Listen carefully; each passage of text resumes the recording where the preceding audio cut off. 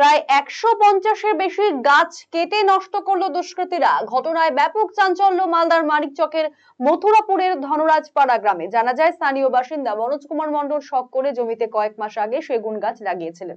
তবে সোমবার তিনি জানতে পারেন কেউ বা কারা ধারালো অস্ত্র দিয়ে সমস্ত গাছ কেটে ফেলেছে। ঘটনায় তড়িঘড়ি মানিকচক থানায় লিখিত অভিযোগ করেছেন মনোজ বাবু। পাশাপাশি এই ঘটনায় দুষ্কৃতীদের দৃষ্টান্তমূলক শাস্তির দাবিতেও সরব হয়েছেন তিনি। গোটা ঘটনার তদন্ত শুরু করেছে মানিকচক থানার পুলিশ।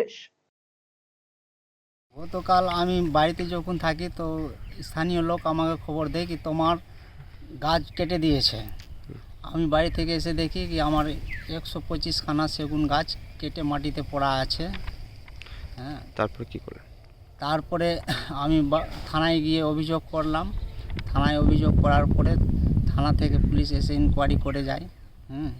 এইরকম আমারও গাছ কেটেছে, এইরকম আমাদের এলাকায় প্রত্যেক জনেরই গাছ মোটামুটি কাটে। কারা কাটে এই দুষ্কৃতীদের চিহ্নিত করতে হবে। আমি পুলিশের কাছে দাবি চাইছি কি যারা কেটেছে এই দুষ্কৃতিমূলক কাজ করছে ওদেরকে শাস্তি দেওয়া হোক। এর আগেও কি এরকম ঘটনা ঘটেছে? হ্যাঁ, এর আগেও ঘটনা ঘটেছে।